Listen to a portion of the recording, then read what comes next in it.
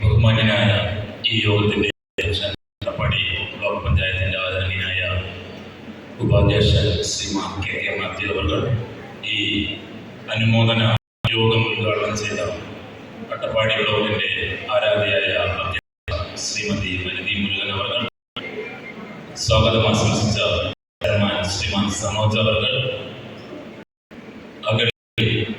അതുപോലെ പുതൂർ പഞ്ചായത്ത് പ്രസിഡന്റുമാർ, മറ്റ് ജനപ്രതിനിധികൾ, വിവിധ വകുപ്പുകളെ പ്രതിനിധീകരിച്ചെത്തിയ സർക്കാർ ഉദ്യോഗസ്ഥർ, അതോടൊപ്പം മണ്ണാർക്കാട് AEO ശ്രീ അബൂബക്കർ സാർ, അതോടൊപ്പം ഇന്നത്തെ ചടങ്ങിന് ചേർന്നിട്ടുള്ള വിവിധ വിദ്യാലയങ്ങളിൽ നിന്നുള്ള കുട്ടികൾ, മറ്റ് പ്രിയമുള്ളവരെ, വളരെ അഭിമാനാർഹമായ ഒരു നിമിഷം തന്നെ സൂചിപ്പിച്ചതുപോലെ നമ്മൾ ഇത്തരത്തിലുള്ള അനുമോദനം സംഘടിപ്പിക്കുന്നു. മുൻകാലങ്ങളിൽ നിന്ന് വ്യത്യസ്തമായി ഒരു അനുമോദന ചടങ്ങ് നടത്താൻ കഴിയുന്ന തരത്തിലേക്ക് നമ്മുടെ അഭിമാനം വാനോളം ഉയർന്നിട്ടുണ്ട് എന്ന കാര്യത്തിൽ സംശയമില്ല. കാരണം നേരത്തെ സൂചിപ്പിച്ചതുപോലെ തന്നെ ഒരു സമ്പൂർണ്ണ വിജയം എന്ന് തന്നെ പറയാം. കാരണം ഒരു 98 ആയി കഴിഞ്ഞാൽ പിന്നീട് നമ്മൾ പ്രഖ്യാപിക്കുന്നത് 100% വിജയം എന്ന് തന്നെയാണ്. അത്തരത്തിൽ അട്ടപ്പാടിയിൽ ഒരു സമ്പൂർണ്ണ വിജയമാണ് SSLC പരീക്ഷയിൽ ഉണ്ടായിട്ടുള്ളത് എന്നുള്ളത് പ്രഖ്യാപിക്കാൻ കൂടി കഴിയുന്ന തരത്തിലേക്ക് നമ്മുടെ വിജയ ശതമാനം മാറിയിട്ടുണ്ട്. നമുക്ക് ഈ കഴിഞ്ഞ വർഷങ്ങളിൽ നമ്മൾ ഏകദേശം LP UP high school higher secondary മേഖലയിൽ അട്ടപ്പാടിയിൽ 8546 കുട്ടികളാണ് കഴിഞ്ഞ അധ്യയന വർഷത്തിലുണ്ടായിരുന്നത്. അതിൽ തന്നെ 4278 പേർ പട്ടികവർഗ വിഭാഗത്തിൽപ്പെട്ടവരും, അതുപോലെ 448 പേർ, ഏകദേശം 500ഓളം പേർ പട്ടിക ജാതി വിഭാഗത്തിൽപ്പെട്ടവരും, 3820 പേർ മറ്റു വിഭാഗത്തിൽപ്പെട്ടവരുമാണ് കഴിഞ്ഞ അധ്യയന വർഷം നമ്മുടെ വിവിധ വിദ്യാലയങ്ങളിൽ പഠിച്ചിരുന്നത്. നമുക്ക് 19 ഗവൺമെന്റ് വിദ്യാലയങ്ങളും 7 എയ്ഡഡ് വിദ്യാലയങ്ങളും ഒരു MGLC-യും 9 അൺഎയ്ഡഡ് വിദ്യാലയങ്ങളുമാണ്. 37 വിദ്യാലയങ്ങളാണ് അട്ടപ്പാടിയിൽ വിവിധ മേഖലകളിലായിട്ട് ഇപ്പോൾ പ്രവർത്തിച്ചിട്ടുണ്ട്. ഇതിൽ ഗവൺമെന്റ് എയ്ഡഡ് വിദ്യാലയങ്ങളിൽ 92ഓളം ഡിവിഷനും 437 അധ്യാപകരും ഈ മേഖലയിൽ പ്രവർത്തിച്ചുകൊണ്ടിരിക്കുന്നു. നമ്മുടെ ഈ റിസൾട്ടിനെ സംബന്ധിച്ച് കഴിഞ്ഞ 2021-2022 വർഷങ്ങളിലെല്ലാം തന്നെ ഏകദേശം 90% മുകളിൽ തന്നെയാണ് നമ്മുടെ വിജയ ശതമാനം SSLC മേഖലയിൽ നിൽക്കുന്നത്. എന്നാൽ ഒരു പഴയ കണക്ക് ഒരു 2015-16 വർഷത്തിലേക്ക് പോയി കഴിഞ്ഞാൽ 2016 ഇന്ന് നമ്മുടെ പുറകിലേക്ക് വന്ന് ഷോളകൾ 69.0 അതുപോലെ മട്ടത്തുകാട് 82.0, പുതൂർ 64.81. ഈ തരത്തിലുള്ള ഒരു വിജയ ശതമാനമാണ് 2016 ഏറ്റവും അവസാനം ഉണ്ടായിരുന്നത്. അത് തുടർന്നുകൊണ്ട് 2021-22 വർഷങ്ങളിൽ എത്തിയപ്പോൾ ഏകദേശം ഈ തരത്തിൽ നിൽക്കുന്ന തരത്തിലേക്ക് നമ്മുടെ വിജയ ശതമാനം ഉയർത്തുന്നതിന് നമുക്ക് സാധിച്ചിട്ടുണ്ട്. നമുക്കറിയാം, പൊതുവിദ്യാഭ്യാസ മേഖല എന്ന് പറയുന്നത് തന്നെ കേരളത്തിലെ ഏറ്റവും വലിയ ഡിപ്പാർട്ട്മെന്റാണ് പൊതുവിദ്യാഭ്യാസ ഡിപ്പാർട്ട്മെന്റ്. ഏകദേശം 4.5 ലക്ഷത്തോളം ജീവനക്കാരുള്ളതിൽ 2 ലക്ഷത്തോളം ആൾക്കാർ പൊതുവിദ്യാഭ്യാസ മേഖലയിലാണ് പ്രവർത്തിക്കുന്നത് എന്നത് തന്നെ പൊതുജനവും നമ്മുടെ സമൂഹം, അതോടൊപ്പം സർക്കാർ എത്രത്തോളം വിദ്യാഭ്യാസത്തിൽ പ്രാധാന്യം നൽകുന്നു എന്നത് നമുക്ക് തിരിച്ചറിയാവുന്നതാണ്. അതോടൊപ്പം അൺഎയ്ഡഡ് മേഖലയിലെ പ്രവർത്തിക്കുന്ന ജീവനക്കാരും അധ്യാപകരും കൂടെ ചേരുമ്പോൾ നമ്മുടെ മേഖലയിലെ ഭൂരിപക്ഷം, കാരണം വലിയൊരു ശതമാനം തന്നെ ഈ മേഖലയിലാണ് ജോലിയെടുക്കുന്നത് എന്നുള്ളത് നമുക്ക് തിരിച്ചറിയാവുന്നതാണ്. അതുകൊണ്ട് തന്നെ നമുക്കറിയാം, പൊതുവിദ്യാഭ്യാസ സംരക്ഷണ യജ്ഞം എന്ന പേരിൽ സർക്കാർ ആരംഭിച്ച പൊതുവിദ്യാഭ്യാസ മേഖലയിലെ പരിഷ്കരണ നടപടികളുടെ ഭാഗമായി തന്നെ നമുക്ക് കഴിഞ്ഞ കുറേ വർഷങ്ങളായി സർക്കാർ എയ്ഡഡ് മേഖലയിൽ വിദ്യാഭ്യാസ നിലവാരം ഉയർത്തുന്നതിന് ആവശ്യമായിട്ടുള്ള വിവിധങ്ങളായ പരിപാടികൾ ആവിഷ്കരിച്ചത്. ഏകദേശം 7000 കോടി രൂപയാണ് ഭൗതിക സൗകര്യ വികസനത്തിന് മാത്രമായിട്ട് ഈ കാലയളവിൽ ചെലവഴിച്ചിട്ടുള്ളത്. കോവിഡാനന്തര കാലത്ത് നമുക്കറിയാം, കോവിഡ് കാലത്ത് നമ്മൾ പൊതുവിദ്യാഭ്യാസ മേഖല ലോകത്തിന് നിശ്ചലമായ അവസ്ഥയിൽ ആദ്യമായി വിദ്യാഭ്യാസ പ്രവർത്തനങ്ങൾ ആരംഭിച്ചത് നമ്മുടെ കേരളത്തിലാണ്. കേരളത്തിൽ വിദ്യാഭ്യാസ പ്രവർത്തനങ്ങൾ ആരംഭിച്ചപ്പോൾ സർക്കാരിന്റെ ഏറ്റവും ശ്രദ്ധ, അല്ലെങ്കിൽ ഏറ്റവും നമ്മൾ ശ്രദ്ധിക്കപ്പെടുന്ന അട്ടപ്പാടിയിൽ ഈ പരിപാടി നടക്കുമോ എന്നുള്ളതാണ്. എന്നാൽ നമ്മുടെ വിവിധ ജനപ്രതിനിധികളും അതോടൊപ്പം ബ്ലോക്ക് റിസോഴ്സ് സെന്റർ എന്ന BRC സംവിധാനവും പൊതുവിദ്യാഭ്യാസ ചലഞ്ചായ നമ്മുടെ എല്ലാ മേഖലകളിലും ഏകദേശം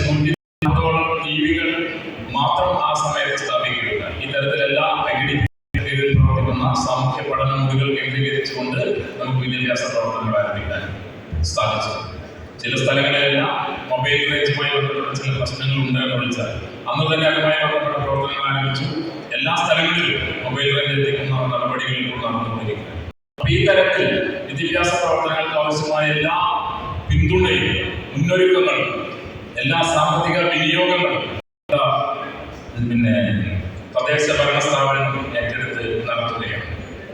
നമുക്കറിയാം, അതോടൊപ്പം തന്നെ നമ്മുടെ മേഖലയിലെ ഭിന്നശേഷി വിഭാഗത്തിന്റെ വിദ്യാഭ്യാസം നമുക്കറിയാം, ഇൻക്ലൂസീവ് എഡ്യൂക്കേഷൻ എന്നുള്ള പോളിസിയിലാണ് നമ്മൾ പൊതുവിദ്യാഭ്യാസ മേഖലയിൽ മുന്നോട്ട് പോകുന്നത്. കാരണം പാർശ്വവൽക്കരിക്കപ്പെട്ട വിഭാഗത്തെ, ഭിന്നശേഷി വിഭാഗത്തെ പൊതുവിദ്യാഭ്യാസ പ്രവർത്തനങ്ങളുടെ ഭാഗമാക്കുകയും അവർ പൊതുധാരയിൽ കൂടി വിദ്യാഭ്യാസം നടത്തി മുന്നോട്ട് പോകണം എന്നുള്ള കാഴ്ചപ്പാടിന്റെ ഭാഗമായി തന്നെ അട്ടപ്പാടി മേഖലയിലെ മുഴുവൻ ഇത്തരത്തിലുള്ള കുട്ടികളെയും പൊതുവിദ്യാലയ സ്ഥാപനങ്ങളെ എൻറോൾ ചെയ്യുന്നതിനും അവർക്ക് ആവശ്യമായ എല്ലാ പിന്തുണാ സംവിധാനവും DRC വഴി നൽകിക്കൊണ്ട് അവരെ സമൂഹത്തിന്റെ മുന്നിലേക്ക് എത്തിക്കുന്നതിന് ആവശ്യമായ ഇടപെടലാണ്. ഇതിന്റെ ഭാഗമായി തന്നെ കൗണ്ടിക്കൽ സ്കൂളിൽ ഒരു ഓട്ടിസം സെന്റർ, സമ്പാദിച്ച കുട്ടികൾക്ക് വിദ്യാഭ്യാസ പ്രവർത്തനം നടത്തുന്നതിന് ആവശ്യമായിട്ടുള്ള ഓട്ടിസം സെന്ററും അതോടൊപ്പം അവിടെ തന്നെ ഒരു therapy centre, physiotherapy, speech therapy പോലെയുള്ള തെറാപ്പികൾ നൽകുന്നതിന് ആവശ്യമായിട്ടുള്ള സെന്ററും പ്രവർത്തിച്ചു വരുന്നു.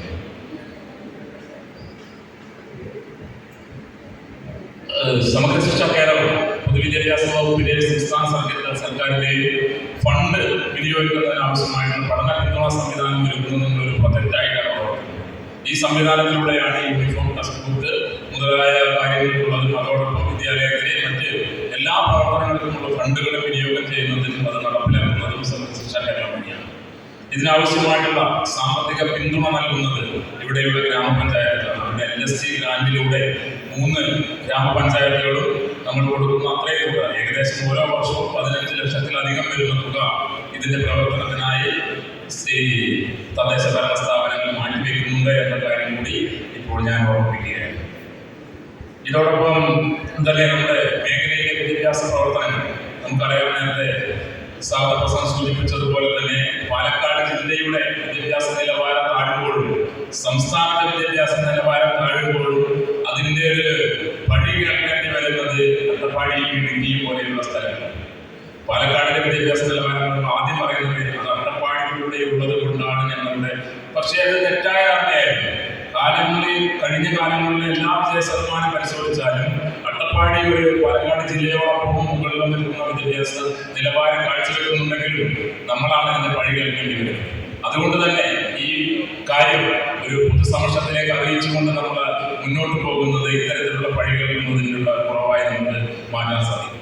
അതുപോലെ തന്നെ വിദ്യാഭ്യാസ പ്രവർത്തനം മെച്ചപ്പെടുത്തുന്നതായ സ്പെഷ്യൽ എൻറിച്ച്മെന്റ് പ്രോഗ്രാം അഗടി സ്കൂളിലാണ് കഴിഞ്ഞ 2-3 വർഷങ്ങളായി നടക്കുന്നത്. ഏകദേശം 10 ലക്ഷം രൂപ കൊടുത്തുകൊണ്ട് അവിടുത്തെ ഹൈസ്കൂൾ വിദ്യാഭ്യാസ പ്രവർത്തനങ്ങൾ കൂടുതൽ ഊർജ്ജം നൽകുന്നതിന് കൊടുക്കുന്ന തുക ഷോളൂർ ഹൈസ്കൂളിന് കൂടി ഈ വർഷം അനുവദിച്ചുകൊണ്ടാണ് അവിടെയുള്ള വിദ്യാഭ്യാസ പ്രവർത്തനം കുറച്ചുകൂടി ഉയർന്ന നിലയിലെത്തിക്കുന്നത്. അതോടൊപ്പം ജില്ലാ പഞ്ചായത്ത് ആവിഷ്കരിച്ചിട്ടുള്ള വിജയശ്രീ എന്നുള്ള പരിപാടി, അതോടൊപ്പം കുട്ടികൾക്കുള്ള പ്രഭാത ഭക്ഷണം, ST കുട്ടികൾക്ക് അവരുടെ ഏറ്റവും വലിയ ബുദ്ധിമുട്ട് ദൂരെയും സ്കൂളിലെത്തുമ്പോഴുള്ള പ്രഭാത ഭക്ഷണത്തിന്റെ കുറവ്, അവരുടെ ശാരീരിക പോഷണം അവർക്ക് എത്തിക്കുന്നതിന് കൂടിയാണ് ജില്ലാ പഞ്ചായത്ത് ആവിഷ്കരിച്ച് നടപ്പിലാക്കുന്ന പ്രഭാത ഭക്ഷണ പരിപാടി നമ്മുടെ വളരെ വിജയകരമായിട്ട് കഴിഞ്ഞ കുറേ വർഷങ്ങളായി നടപ്പിലാക്കുന്നത്.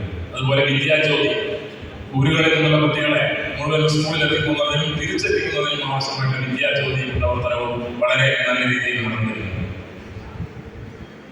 അതോടൊപ്പം ഈ വിദ്യാഭ്യാസ പ്രവർത്തനങ്ങൾ പൊതുവിദ്യാഭ്യാസ വകുപ്പും സമഗ്ര ശിക്ഷാ കേരളയും സംസ്ഥാന സർക്കാരും തദ്ദേശ ഭരണ സ്ഥാപനങ്ങളും അതോടൊപ്പം YPDP കില ഉന്നതി എന്ന പേരിൽ കില ഒരു പ്രൊജക്ട് നടപ്പിലാക്കി വരുന്നു.